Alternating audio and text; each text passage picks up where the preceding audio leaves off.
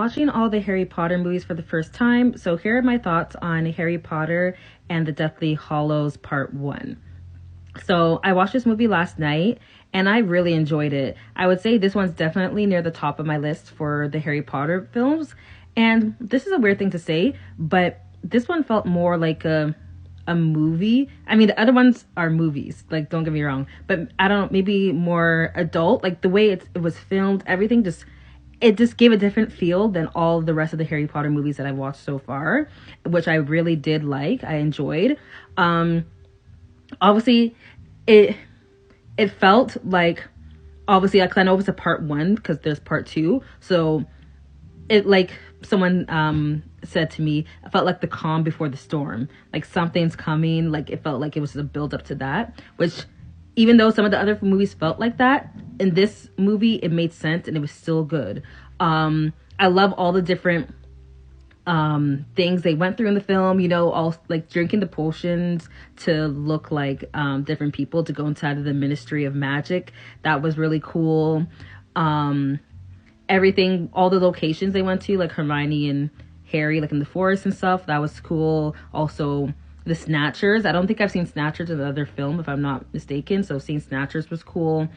Also having Dobby back, that was so sad at the end, because I know I always hear people talk about Dobby, and then I forget what movie he was in. Maybe it was Chamber of Secrets, I don't remember. I'm like, oh, is that it? Is that all we're gonna see of him? But I loved having him back. He was so sweet, the little elf. But then, yeah, he ended up dying. I'm like, oh, that actually made me sad. Really, that made me more sad. Dobby dying than Dumbledore dying. I don't know why, but it did. Let me see what else. We didn't see a lot of Snape in this film. He was only in the beginning, so I'm hoping we'll see more of him in part two. Also, I love the whole concept around the Deathly Hallows, like the little fable of the three brothers and the elder one, the resurrecting stone, and the cloak of invisibility. I thought that was really cool. So if I'm not mistaken, the cloak of invisibility is what Harry had, like we've seen him use in a couple of the movies. The elder wand at the very end of the movie, Voldemort took that out of Dumbledore's grave. So I don't think we've seen the resurrecting stone, so I'm assuming that's going to come into play in Deathly Hallows Part 2, and I'm excited to see how that all works out with killing Voldemort, or how they're going to defeat him. And then also them trying to look for the Horcruxes.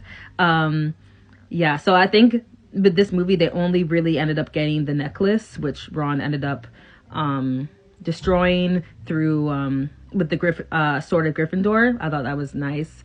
Ron annoyed me a lot in this movie. Like, I swear, Ron was my favorite character in the very first film, but each film, he's always having some type of problem with Harry, or I don't know if it's his feelings with Hermione or something.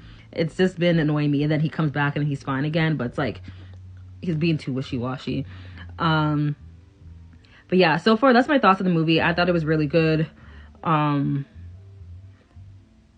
trying to think if there's any other characters that stood out. It was cool seeing, I think, is Bill, I think that was Ron's brother, getting married at the beginning. But yeah, anyways, yeah, it was a really good film, so I'm excited to see part two. I'm gonna watch that soon, and how it ends comes to the finale. But anyways, those are my thoughts on Deathly Hallows Part 1. So yeah, I'll let you know how I feel about the last movie.